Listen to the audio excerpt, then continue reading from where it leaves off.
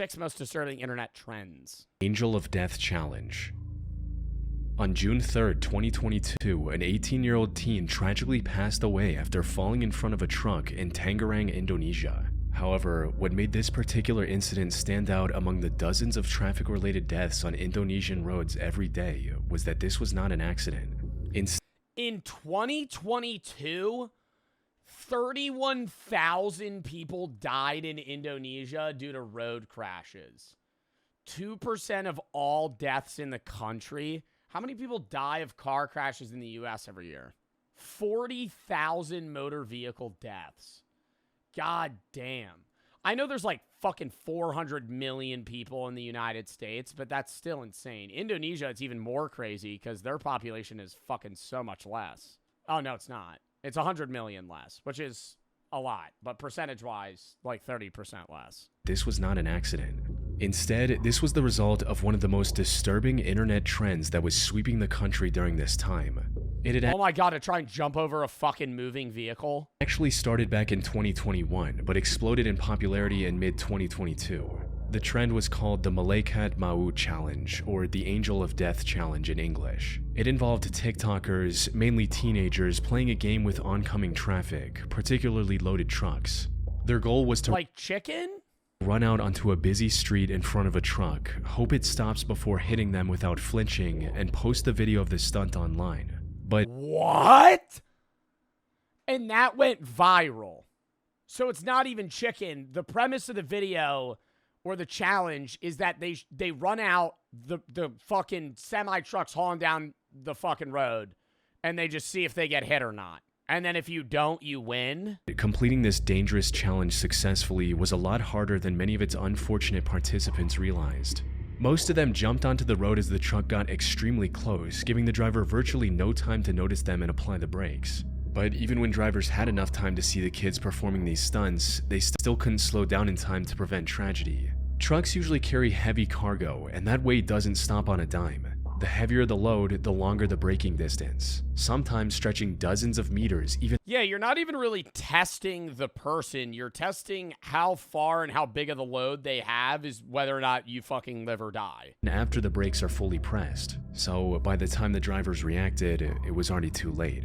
Not to mention the fact that this trend was also putting the truck drivers at risk, both physically and psychologically. Oh yeah, they swerve off the fucking road. They're just waiting for people. Like, yeah, if you're an Indonesian truck driver, you're just worried people are going to fucking jump in front of your car. For one of these cases, involving a 14-year-old participating in this challenge, the driver fled the scene, likely out of fear of facing criminal charges. If he had instead stopped and cooperated, the footage of the teenager's friends captured for TikTok would have proven his innocence. But by running away, he turned himself into a hit-and-run suspect, potentially jeopardizing his job and even his freedom depending on the charges he received. Following the incident in Tangerang, Indonesian police acted quickly to prevent further tragedies. They managed to stop 14 more kids from attempting the same dangerous stunt that very day. And they were still doing it after they knew, like, a lot of people that were participating were just dying just for the views on TikTok. Holy fuck. I've never even heard of this. Dude, this reminds me, it's not in the same thing, but it's like, you know those insurance fraud people in the United States that'll purposely jump in front of moving vehicles so they can claim injury and sue you? Those people are fucking losers. I saw one where a guy had a dash cam. They jumped in front of his car. He fucking hit him. And then he was like, he rolls down his window. He goes, I have a fucking dash cam, and just keeps driving. And the person they hit probably just fucking broke their leg or some shit. Like, it's not even a hit and run. I don't know. I don't know if that's illegal for him to do, but I was watching that. I was like, God damn, bro. Continued to monitor the city over the upcoming months. However, the attempts in Tangerang, Indonesia were only a small part of the global trend that cost several lives and left many others with life-altering injuries over the next year. Thankfully, TikTok eventually stepped in and removed all content related to the Angel of Death Challenge. Oh my god, it was actually called the Angel of Death Challenge while it was going on. It wasn't like coined that after. And since social media validation was the main reason participants took part in this yeah, bro, like that, he was just gonna fucking go stand in front of that shit. Was the main reason participants took part in this dangerous trend. The platform's ban caused it to gradually fade into obscurity. Happy slapping. On the 21st of January 2005, the Tez magazine in the UK reported on a new trend spreading rapidly across. Isn't there a known trend in like New York and in other big cities where like teenagers will ride on the top of subways or trains and just get fucking like clipped on a railing or something and just die? And they just still do it. But I don't know if it's like a trend for social media or if it's just like a way to fast travel. Yeah, they'll like subway surf and then just get fucking murdered. Across the country, something they referred to as happy slapping. Contrary to its name, however, the trend was anything but happy. In essence, it involved people, often young adults or teenagers, going up to a random person, slapping them, recording their shocked reaction, and then sharing that video with others. So it was just an assault challenge. Walk up, slap, punch somebody in the face, see what they react. Personal camcorders and phones with cameras were becoming a lot more accessible during this time, allowing the attackers to record their crime and share it as I'm assuming they slap somebody and then the person they slap ends up pulling out a gun or a knife and killing them. something funny. These happy slapping videos were shared all over the internet for the whole world to see. As for how this trend initially started, some reports from the time linked them to violent TV shows like Jackass and Dirty Sanchez. A big difference between these shows and the happy slapping videos, however, was that everyone on TV consented to enduring the pain on camera. The people filming happy slapping videos, on the other hand, usually targeted complete strangers and bystanders for what they perceived as social clout. Yeah, Dirty Sanchez. Isn't Dirty Sanchez when you shit on somebody's face and so it looks like a mustache? As a media expert from that time explained it, what we see the kids watching these shows doing is thinking, well, maybe I could stage my own scenes of pain and humiliation along these lines. Then with happy slapping, people are drawn in as random victims rather than the kind of voluntary performances we get in the shows that are being copied. I think happy slapping has become a shortcut in the eyes of the slappers to fame and notoriety among the people who see the images circulated on the web or sent to them via their mobile phones. And while that was already bad enough on its own, things quickly took an even darker turn. As time went on, the recordings became increasingly violent, likely in an effort to outdo one another and stand out in the sea of dozens, if not hundreds of similar videos. Yeah, and they would just start assaulting people. Things went from humiliating but physically harmless slaps to coordinated attacks resulting in permanent injuries. One of the worst cases of this happened on August 31st, 2009 in South London. A 67-year-old retired care worker named Ekram Haq left the mosque on Church Lane in Tooting, England after the evening prayer, where he was then approached by two boys, 15-year-old Hamza Lazai and 16-year-old Leon Elcock, wanting to make a happy slapping video. Things quickly spiraled out of control as neither of them held back, resulting in Ekram passing away a week later from a severe head injury he received during the incident. The two were eventually identified and arrested after police reviewed CCTV footage from a nearby camera. Both pled guilty to manslaughter, with Leon receiving a 4.5-year sentence and Hamza sentenced to 3.5 years in prison. The happy slapping trend as a whole eventually faded away after the UK and the surrounding countries started treating it as a significant threat to public safety, with France even criminalizing it and giving it a punishment of up to 5 years in prison. But it's on its own different category as something else. Like, it's not just like assault. It's a happy slapping crime or like a performative crime. Skullbreaker Challenge. On February 14th, 2020, 12-year-old Parker Smith was invited by his friends. What is the name of this challenge? Skullbreaker Challenge. On February 14th, 2020, 12-year-old Parker Smith was invited by his friends to film what seemed like a harmless jumping contest with them. He agreed, and on camera jumped the highest he could, but instead of landing safely on his feet, he fell backward and fractured his right arm. He was rushed to the hospital immediately, and fortunately made a full recovery over the following weeks. What? Like, there's a challenge to just jump as high as possible? I feel like that's really normal. However, what seemed like a simple accident turned out to be part of a disturbing internet trend his two friends were attempting to recreate. The so-called... Oh. Is this that shit where they get you to jump and then they kick you or something and you, like, eat shit and fucking smack your arm? I remember that. Yeah. Called a Skullbreaker You stand in the middle and they fucking flip you. Challenge required 3 people to stand in a line and somehow convince the person in the middle to jump. As soon as they did, the two on the outside swept the legs of the one in the middle who was usually unaware of what was about to happen. This caused them to fall backward, usually on their head, which is where the trend got its name from. It started earlier that year after a video of 2 students from Spain doing it on their friend went viral on social media platforms like TikTok, prompting countless imitators to try and recreate its success. And, as you might imagine, the results were Yeah, you land on the back of your head, you're fucking paralyzed. disastrous. With Parker being one of the lucky ones for walking away with just a fractured arm. Many others were knocked unconscious by the impact, suffered from severe concussions, and some even needed multiple stitches across their skull and face. The most devastating of these incidents happened on January 24, 2020 in Cherry I think like the... Hill, New Jersey, when a In New Jersey, did somebody die? Hold up. I was going to say, the harmless version of this is, you know when somebody's sitting in a plastic lawn chair? You kick the leg out and they fall. But they're going to fall a foot. They're going to fall on their side.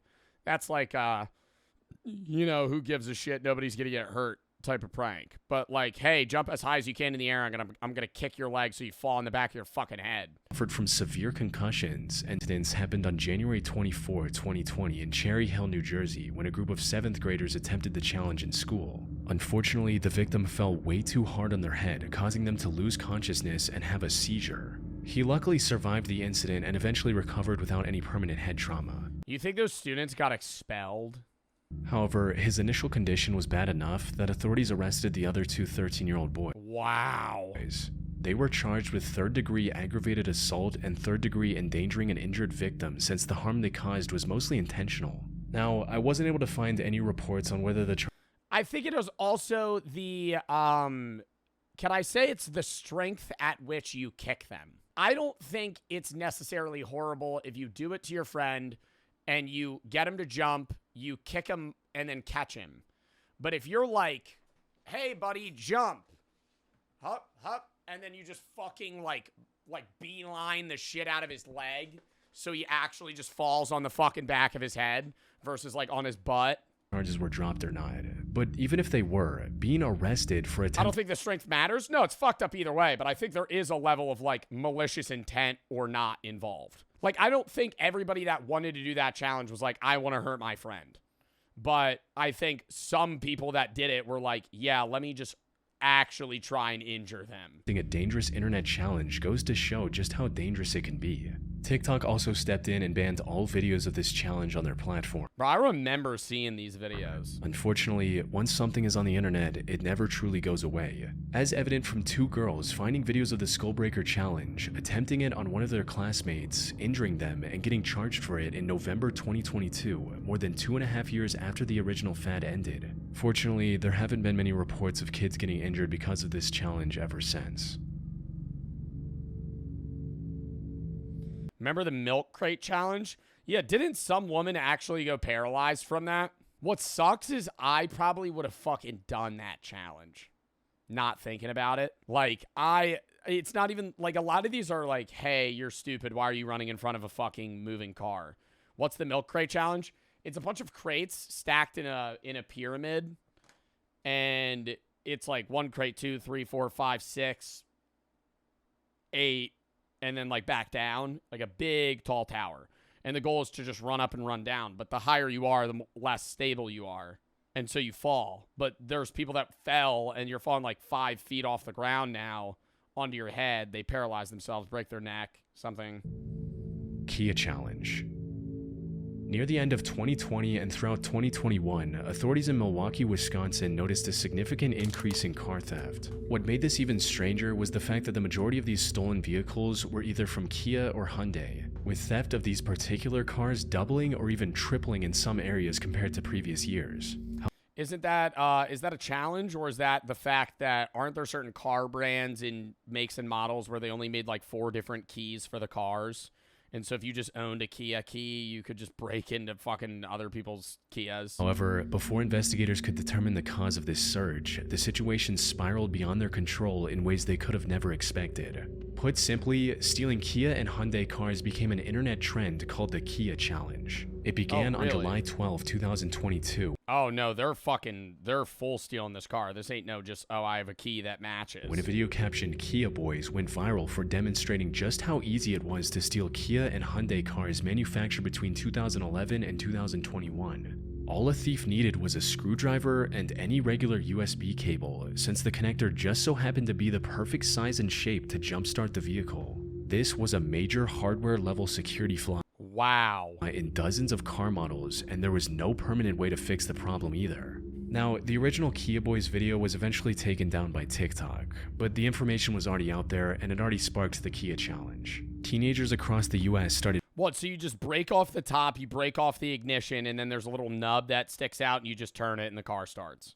breaking into Kias and Hyundais and posting their That is absurdly easy. stunts on social media to participate in the challenge. While the stolen cars caused a massive financial burden for hundreds of innocent residents, the real danger of the Kia challenge came from what many of the thieves did once they had taken control of the vehicles. Since many Crashed into a fucking tree, totaled the car. of them had no intention of actually profiting off the stolen cars and were only doing it for the internet, they began taking the cars for reckless joyrides around town, putting their lives and the lives of everyone else on the road in extreme danger. One of these joyrides led to a police chase, which eventually ended with the out-of-control car slamming into the concrete barrier and the teenagers who stole the car trying to flee on foot. The most Bro has their bag. You're gonna flee on foot down a highway. Don't worry, bro. You're on Route 33. You'll find the next exit in 5 miles. flee on foot. The most disturbing of these incidents occurred in Buffalo, New York in October 2022, where a stolen Kia ride ended in a fatal crash, taking the lives of 4 teenagers. In total, the Kia challenge resulted in the loss of 8 lives before the disturbing trend was shut down by TikTok and other social platforms. Kia and Hyundai also had to settle a class action lawsuit for $200 million over the dangerously lax security in their cars. Bro, I feel like that would warrant like a level of recall where you go to a mechanic and Kia has to pay for your car to get fixed, where they like change something out. Because you still able to just do that to those cars? Car surfing. Oh, they did do that. Okay, that makes sense. Where you could just bring your car in and they have to fix it for free.